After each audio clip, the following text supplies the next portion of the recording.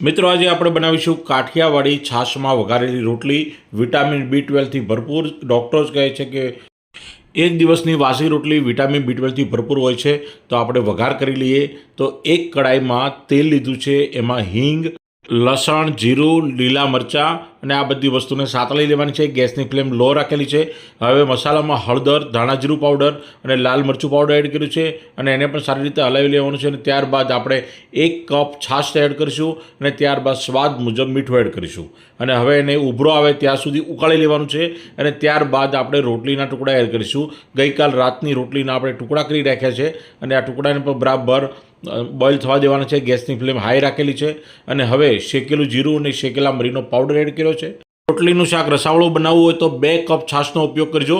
તો આ રીતે રોટલીનું શાક તૈયાર થઈ ગયું છે અને એને ગરમા ગરમ જ સર્વ કરજો, કારણ કે ગરમા ગરમ રોટલીનું શાક સરસ લાગે છે। અમરીશ ફૂડ વર્લ્ડને સબસ્ક્રાઈબ કરો।